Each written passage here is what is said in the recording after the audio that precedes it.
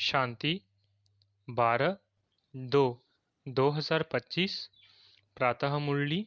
ओम शांति। बाप दादा मधुबन। बाबा आज कह रहे हैं, मीठे बच्चे, तुम बहुत बड़े जौहरी हो। तुम्हें अविनाशी ज्ञान रत्न रूपी जवाहरात देकर सबको साहूकार बनाना है। मीठे बच्चे, तुम बहुत बड़े जौहरी हो। तुम्हें अविनाशी ज्ञान रत्न रूपी जवाहरात देकर सबको साहूकार बनाना है। प्रश्न: अपने जीवन को हीरे जैसा बनाने के लिए किस बात की बहुत बहुत संभाल चाहिए? उत्तर: संग की। बच्चों को संग उनका करना चाहिए जो अच्छा बरसते हैं। जो बरसते नहीं, उनका संग रखने से फायदा ही क्या। संग का दोष बहुत लगता है। कोई किसके संग से हीरे जैसा बन जाते, कोई फिर किसके संग से ठिक्कर बन जाते हैं। जो ज्ञानवान होंगे वो आप समान जरूर बनाएंगे। संग से अपनी संभाल रखेंगे। ओम शांति। मीठे मीठे रूहानी बच्चों को सारी सृष्टि, सारी ड्रामा अच्छी रीति बुद्धि में याद है। कंट्रास्ट भी बुद्धि में है। ये सारा बुद्धि में पक्का रहना चाहिए कि सतयुग में सब श्रेष्ठाचारी, निर्विकारी, पावन सॉल्वेंट थे। अभी तो दुनिया भ्रष्टाचारी, विकारी, पतित इंसॉल्वेंट है। अभी तुम बच्चे संगम युग पर हो। तुम उस पार जा रहे हो। जैसे नदी और सागर का जहाँ मेल होता है, उनको संगम कहते हैं। एक तरफ मीठा पानी, एक तरफ खारा पानी होता है। अब ये भी है संगम। तुम जानते हो, बरोबर सतयुग में लक्ष्मी नारायण का राज्य था, फिर ऐसे चक्र फिरा। अभी है संगम। कलयुग के अंत में सब दुखी है। इसको जंगल कहा जाता है। सतयुग को बगीचा कहा जाता है। अभी तुम कांटों से फूल बन रहे हो। ये स्मृति तुम बच्चों को होनी चाहिए। हम बेहद के बाप से वर्षा ले रहे हैं। ये बुद्धि में याद रखना है। 84 जन्मों की कहानी तो बिल्कुल कॉमन है। समझते हो, अब 84 जन्म पूरे हुए हैं। तुम्हारी बुद्धि में तरावट है कि हम अभी सतयुगी बगीचे में जा रहे हैं। अब हमारा जन्म इस मृत्युलोक में नहीं होगा। हमारा जन्म होगा अमर लोक में। शिव बाबा को अमरनाथ भी कहते हैं। वो हमको अमर कहानी सुना रहे हैं। वहाँ हम शरीर में होते भी अमर रहेंगे। अपनी खुशी से टाइम पर शरीर छोड़ेंगे। उसको मृत्युलोक नहीं कहा जाता। तुम किसको भी समझाएंगे तो समझेंगे। बरोबर इनमें तो पूरा ज्ञान है। सृष्टि का आदि और अंत तो है ना। छोटा बच्चा भी जवान और वृद्ध होता है, फिर अंत आ जाता है, फिर बच्चा बनता है। सृष्टि भी नई बनती, फिर क्वार्टर पुरानी, आधा पुरानी, फिर सारी पुरानी होती है, फिर नई होगी। ये सब बातें और कोई एक दो को सुना नहीं सकते। ऐसी चर्चा कोई कर नहीं सकते सिवाय तुम ब्राह्मणों के। और कोई को रूहानी नॉलेज मिल न सके। ब्राह्मण वर्ण में आए तब सुने। सिर्फ ब्राह्मण ही जाने। ब्राह्मणों में भी नंबरवार है। कोई यथार्थ रीति सुना सकते हैं, कोई नहीं सुना सकते हैं, तो उन्हों को कुछ मिलता नहीं है। जौहरियों में भी देखेंगे, कोई के पास तो करोड़ों का माल रहता है, कोई के पास तो 10,000 का भी माल नहीं होगा। तुम्हारे में भी ऐसे है। जैसे देखो, ये जनक है, ये अच्छा जौहरी है। इनके पास वैल्यूएबल जवाहरात है, किसको देकर अच्छा साहूकार बना सकती है। कोई छोटा जौहरी है, जास्ती दे नहीं सकते, उनका पद भी कम हो जाता है। तुम सब जौहरी हो। ये अविनाशी ज्ञान रत्नों के जवाहरात है। जिसके पास अच्छे रत्न होंगे वो साहूकार बनेंगे, औरों को भी बनाएंगे। ऐसे तो नहीं सब अच्छे जौहरी होंगे। अच्छे अच्छे जौहरी बड़े बड़े सेंटर्स पर भेज देते हैं। बड़े आदमियों को अच्छी जवाहरात दी जाती है। बड़े दुकानों पर एक्सपर्ट रहते हैं। बाबा को भी कहा जाता है सौदागर, रत्नागर। रत्नों का सौदा करते हैं, फिर जादूगर भी है, क्योंकि उनके पास ही दिव्य दृष्टि की चाबी है। कोई नौधा भक्ति करते हैं तो उनको साक्षात्कार हो जाता है। यहाँ वो बात नहीं है। यहाँ तो अनायास घर बैठे भी बहुतों को साक्षात्कार होता है। दिन प्रतिदिन सहज होता जाएगा। कईयों को ब्रह्मा का और श्री कृष्ण का भी साक्षात्कार होता है। उनको कहते हैं ब्रह्मा के पास जाओ, जाकर उनके पास प्रिंस बनने की पढ़ाई पढ़ो। ये पवित्र प्रिंस प्रिंसेस चले आते हैं। प्रिंस को पवित्र भी कह सकते हैं। पवित्रता से जन्म होता है ना। पतित को भ्रष्टाचारी कहेंगे। पतित से पावन बनना है, ये बुद्धि में रहना चाहिए, जो किसको समझा भी सको। मनुष्य समझते हैं ये तो बड़े सेंसिबल है। बोलो हमारे पास कोई शास्त्रवादी की नॉलेज नहीं है। ये है रूहानी नॉलेज, जो रूहानी बाप समझाते हैं। ये है त्रिमूर्ति ब्रह्मा, विष्णु, शंकर। ये भी रचना है। रचयिता एक बाप है, वो होते हैं हद के क्रिएटर। ये है बेहद का बाप, बेहद का क्रिएटर। बाप बैठकर पढ़ाते हैं, मेहनत करनी होती है। बाप गुल गुल फूल बनाते हैं। तुम हो ईश्वरीय कुल के, तुमको बाप पवित्र बनाते हैं। फिर अगर अपवित्र बनते हैं तो कुल कलंकित बनते हैं। बाप तो जानते हैं ना। फिर धर्मराज द्वारा बहुत सजा दिलाएंगे। बाप के साथ धर्मराज भी है। धर्मराज की ड्यूटी भी अभी पूरी होती है। सतयुग में तो होगी ही नहीं। फिर शुरू होती है द्वापर से। बाप बैठ कर्म, अकर्म, विकर्म की गति समझाते हैं। कहते हैं ना, इसने आगे जन्म में ऐसे कर्म किए हैं जिसकी यह भोगना है। सतयुग में ऐसे नहीं कहेंगे। बुरे कर्मों का वहाँ नाम नहीं होता। यहाँ तो बुरे अच्छे दोनों हैं, सुख दुख दोनों हैं, परंतु सुख बहुत थोड़ा है। वहाँ फिर दुख का नाम नहीं। सतयुग में दुख कहाँ से आया? तुम बाप से नई दुनिया का वर्षा लेते हो।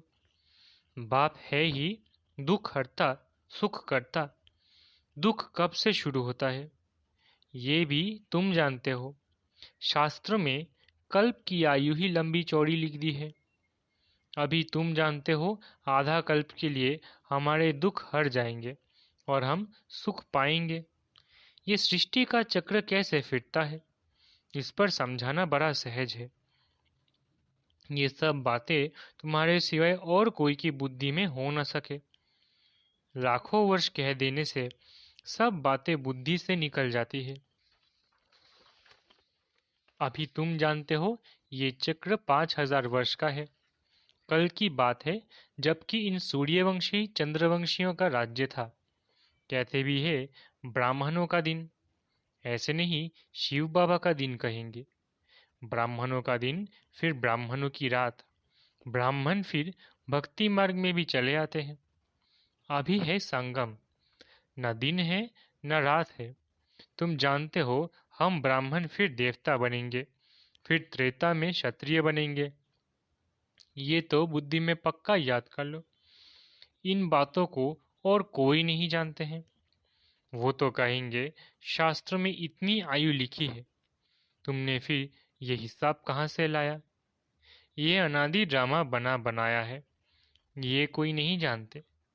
तुम बच्चों की बुद्धि में है आधा कल्प है सतयुग त्रेता, फिर आधा से भक्ति शुरू होती है। वो हो जाता है त्रेता और द्वापर का संगम। द्वापर में भी ये शास्त्र आदि आहिस्ते आहिस्ते बनते हैं। भक्ति मार्ग की सामग्री बड़ी लंबी चौड़ी है, जैसे झाड़ कितना लंबा चौड़ा है। इसका बीज है बाबा। ये उल्टा झाड़ है। पहले पहले आदि सनातन देवी देवता धर्म है। ये बातें जो बाप सुनाते हैं ये है बिल्कुल नई। इस देवी देवता धर्म के स्थापक को कोई नहीं जानते।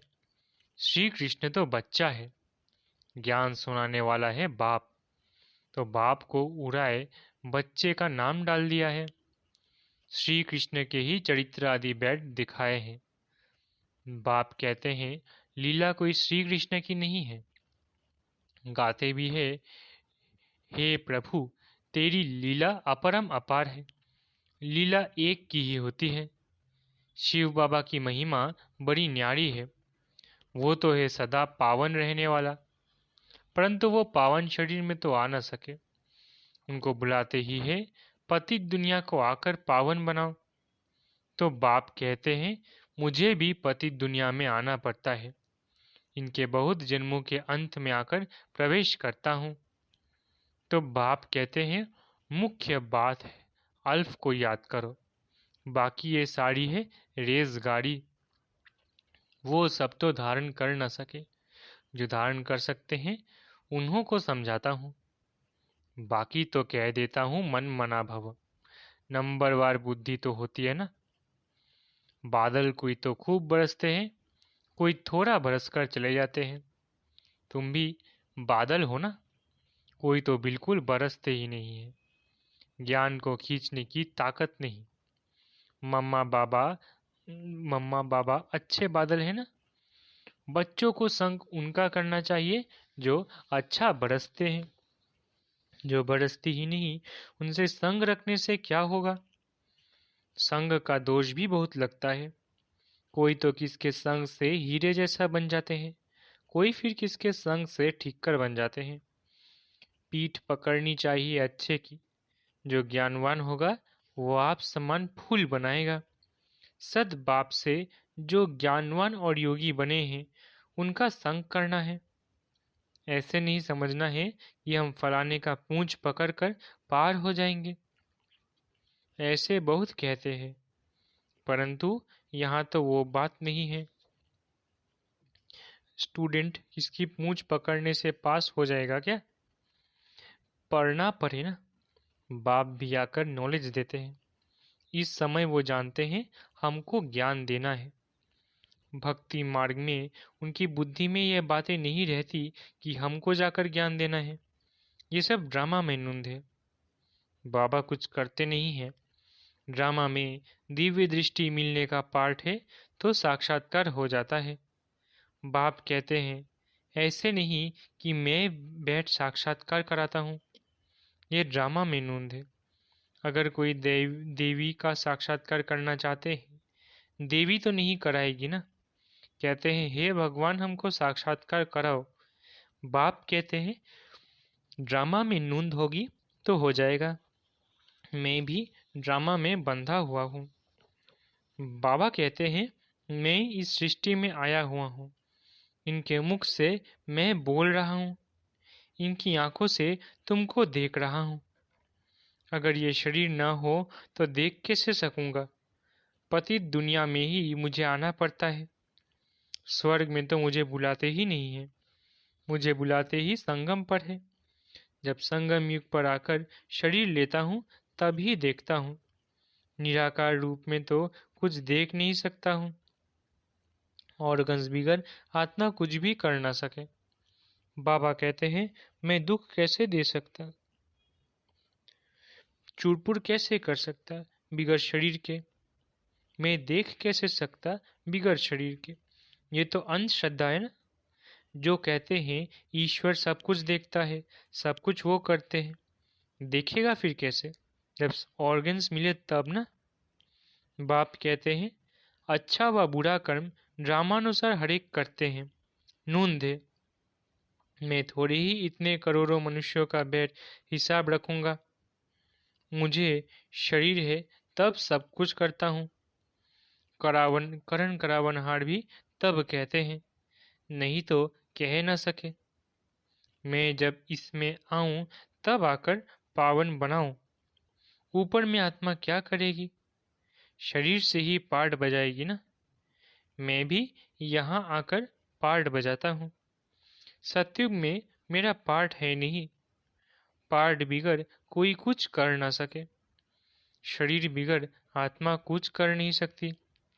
आत्मा को बुलाया जाता है, वो भी शरीर में आकर बोलेगी ना। ऑर्गन्स बिगड़ कुछ कर न सके। ये है डिटेल की समझानी। मुख्य बात तो कहा जाता है बाप और वर्षे को याद करो। बेहद का बाप इतना बड़ा है, उनसे वर्षा कब मिलता होगा ये कोई जानते नहीं।